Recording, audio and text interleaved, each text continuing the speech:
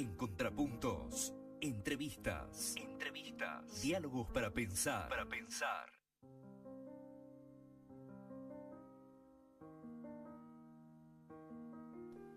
En Contrapuntos, un programa de radio políticamente incorrecto, más incorrecto que nunca.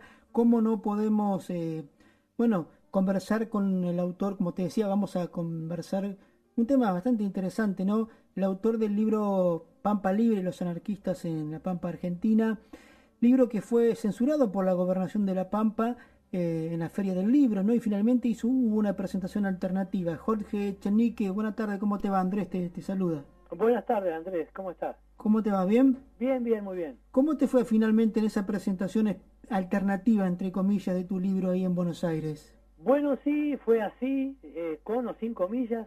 Lo realizamos la semana anterior, unos 3 días antes de que finalice la feria, porque un stand de un editorial que se llama Acercándonos se ofreció para que realizáramos esa presentación alternativa como una especie de contraacto del acto oficial de presentación del libro por parte del gobierno de La Pampa. Y en esa oportunidad, junto con miembros del Consejo Directivo de la Asociación Pampeana de Escritores, más otros escritores de Buenos Aires como Germán Ferrari, Marcelo Balco y otros, pudimos realizar esta presentación que tenía un alto valor simbólico para nosotros y era el corolario de numerosas solidaridades que habíamos recibido en los días previos, ¿no? Uh-huh. ¿Y por qué censuraron tu libro? No sé, en realidad el Ministerio de Educación de la provincia de La Pampa fue el que tachó a este libro y a otro más de una escritora que se llama Ana Silvia Galán, que escribió un libro sobre la obra poética de Edgar Morisoli, que es el poeta más importante de La Pampa vivo, ¿no? Y no dieron explicaciones del por qué, pero estaban seleccionados previamente para ser presentados en el acto del Día de La Pampa en la feria, y la intervención personal del ministro los descartó, como parece que esa fue la palabra utilizada, ¿no? ¿Y de qué trata tu libro Pampa Libre? Bueno, Pampa Libre es un libro que trata sobre el movimiento anarquista, no solamente en el entonces territorio nacional de La Pampa, sino desde un amplio sector, digamos, de las llanuras pampeanas, desde 1915 a 1930. En ese episodio hay muchos conflictos, hay mucho periodismo anarquista, mucha actividad como es propio de las llanuras y de montes, ¿no? De hacheros, de bolseros, estibadores, braceros en los campos, de modo que relata el movimiento obrero y la incidencia que tuvo el anarquismo en ese movimiento, repito, desde la gran desocupación rural de 1915 hasta el golpe militar que derrocó a Irigoyen. Uh-huh. ¿Y qué incidencia tuvo? Contame algún caso, alguna... Bueno, en primer lugar, la aparición del anarquismo en La Pampa se produjo en 1917 con motivo de una gran huelga ferroviaria nacional, concretamente en la ciudad de General Pico. Luego tuvo mucha influencia el anarquismo en todos los movimientos que hubo desde 1919 a 1921, el trienio rojo, como llaman algunos, específicamente en materia de movilizaciones o de huelga o boicots protagonizadas por hacheros y bolseros. No olvidemos que la ruta del cereal tenía en las estaciones de ferrocarril grandes galpones con una concentración de obreros bolseros pero muy importante, ¿no? Uh-huh. Luego de algunos incidentes y de algunas tragedias, como con varios muertos, como sucedió en la localidad sureña, en La Pampa, de Jacinto Arauz en 1921, digamos, el libro, y porque sigue el movimiento anarquista y de los obreros, se traslada al norte pampeano, donde en 1922 surgió en la ciudad de General Pico un periódico anarquista, Pampa Libre, por eso el libro se denomina así, que se extendió desde 1922 hasta 1930. Por ahí anda más o menos sintéticamente, Sí. pero también abarca desde ya todas las discusiones, las dificultades y las divisiones internas, digamos, del anarquismo argentino, que también ocurrió en La Pampa. ¿Y solamente tomás La Pampa provincia o también Buenos Aires, Santa Fe? ¿Qué pudiste rescatar de eso? No, sí, las relaciones que hay, las relaciones que hay de Pampa Libre es con el sur de Córdoba, el oeste bonaerense y con el sur de Santa Fe. Y por de acá del sur de Santa Fe, porque estamos en Venado Tuerto, sur de Santa Fe, ¿qué me podés contar? Y bueno, pero lo que pasa es que escribían desde Arequito, desde Sanford, desde Teodolina, ¿puede ser? Sí, sí, Teodolina. Y de otro punto que se llama Sancti Spiritu, y desde son los que recuerdo en estos momentos, de modo que y Arequito era bastante importante, tenía mucha presencia en Pampa Libre a través de corresponsales o gente que escribía en Pampa Libre, y desde ya que el Pampa Libre, el periódico era quincenal, llegaba también a todos esos lugares, ¿no? Por eso había esa relación que se reflejaba en sus páginas. Una de las características de los anarquistas en esos años, no sé si precisamente en esos años, era también la construcción de escuelas libres, o por lo menos la intención de hacerlo. ¿Qué me puedes decir de eso? Sí, las escuelas que seguían, digamos, la escuela racionalista, que tenía, ese era el nombre, donde las inclinaciones naturales del niño iban edificando el clima y la orientación de la enseñanza, tuvieron, sí, hubo escuelas racionalistas en Luján, en Rosario sí sé que hubo varias, y también en Buenos Aires y otros lugares. En La Pampa no existieron escuelas de ese tipo.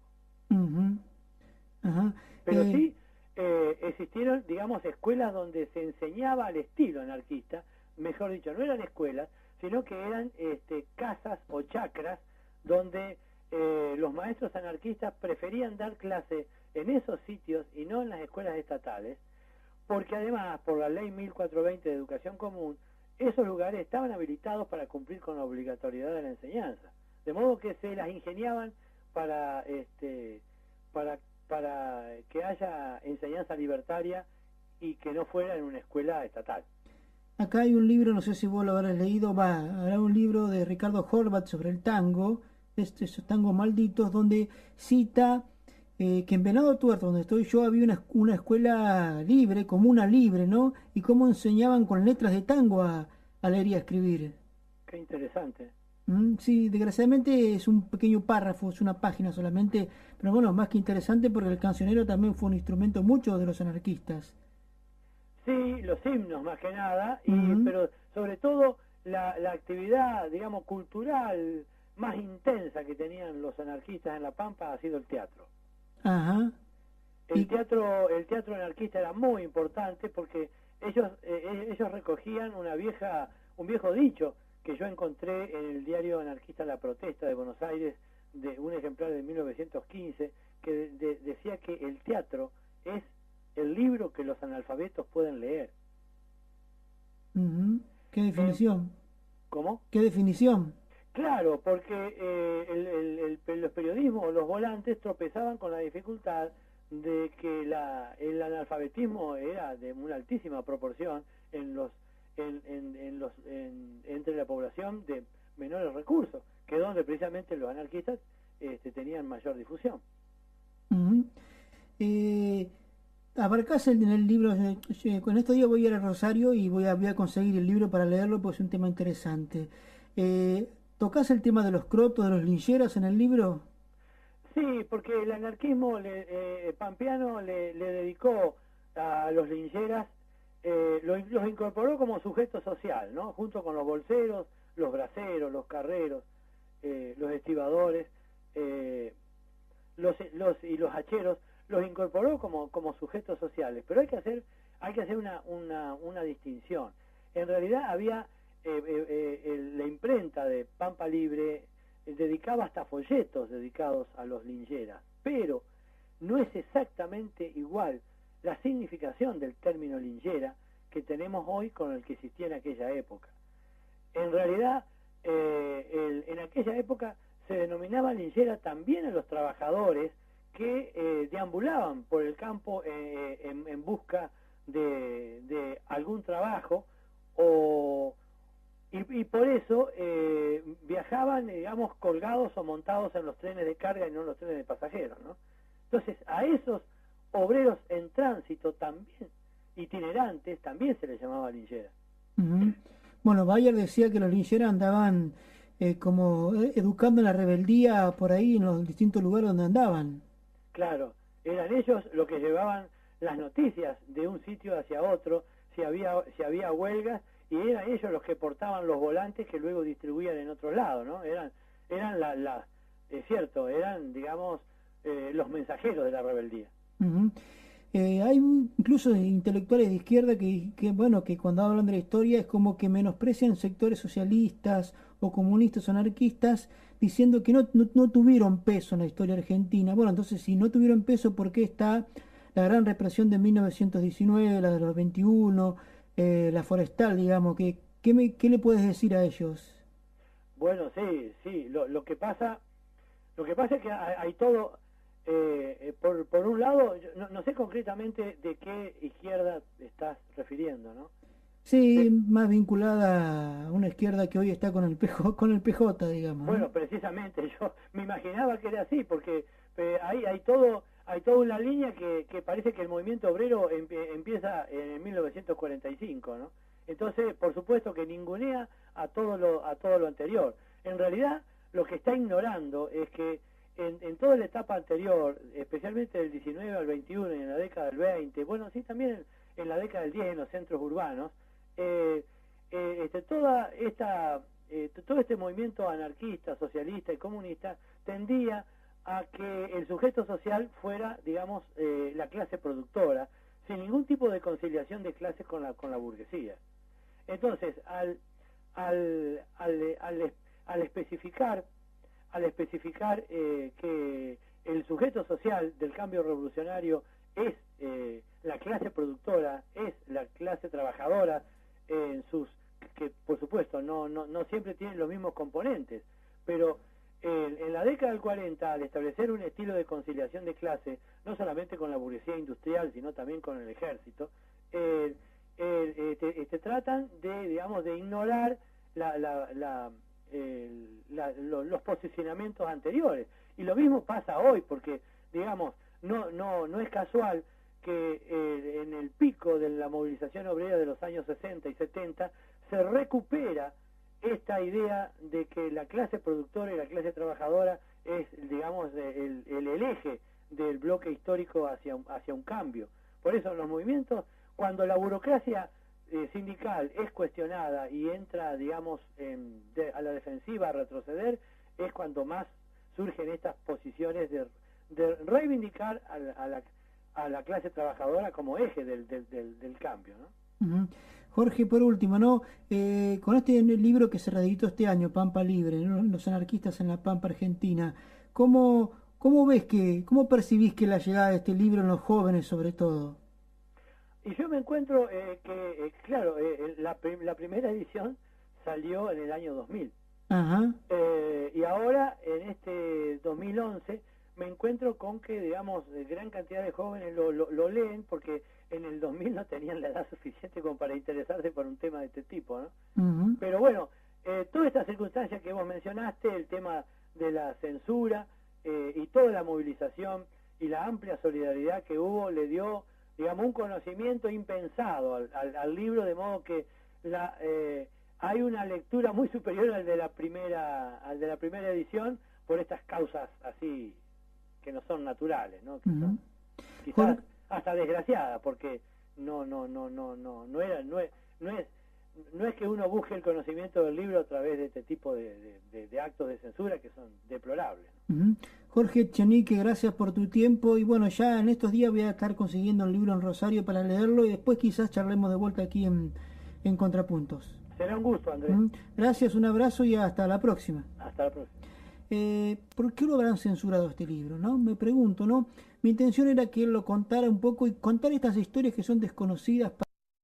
Pampeanas de escritores, más otros escritores de Buenos Aires como Germán Ferrari, Marcelo Balco y otros, pudimos realizar esta presentación que tenía un alto valor simbólico para nosotros y era el corolario de numerosas solidaridades que habíamos recibido en los días previos, ¿no? Uh-huh. ¿Y por qué censuraron tu libro? No sé, en realidad el ministerio... Pampa Libre y los anarquistas en la Pampa Argentina, libro que fue censurado por la Gobernación de la Pampa en la Feria del Libro, ¿no? Y finalmente hubo una presentación alternativa. Jorge Echenique, buenas tardes, ¿cómo te va? Andrés te saluda. Buenas tardes, Andrés, ¿cómo estás? ¿Cómo te va? ¿Bien? Bien, muy bien. ¿Cómo te fue finalmente en esa presentación alternativa, entre comillas, de tu libro ahí en Buenos Aires? Bueno, sí, fue así, con o sin comillas.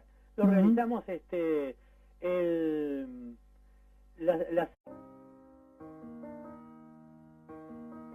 En Contrapuntos, entrevistas, diálogos para pensar,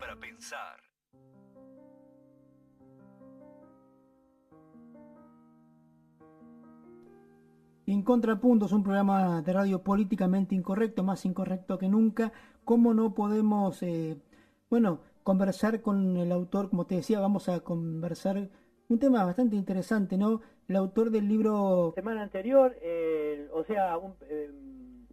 unos 3 días antes de que finalice la feria, porque un stand de un editorial que se llama Acercándonos, se ofreció para que realizáramos esa presentación alternativa como una especie de contraacto del acto oficial de presentación del libro por parte del gobierno de La Pampa. Y en esa oportunidad, junto con miembros del Consejo Directivo de la Asociación de Educación de la provincia de La Pampa, fue el que tachó a este libro y a otro más de una escritora que se llama Ana Silvia Galán, que escribió un libro sobre la obra poética de Edgar Morisoli, que es el poeta más importante de La Pampa vivo, ¿no? Y no dieron explicaciones del por qué, pero estaban seleccionados previamente para ser presentados en el acto del Día de La Pampa en la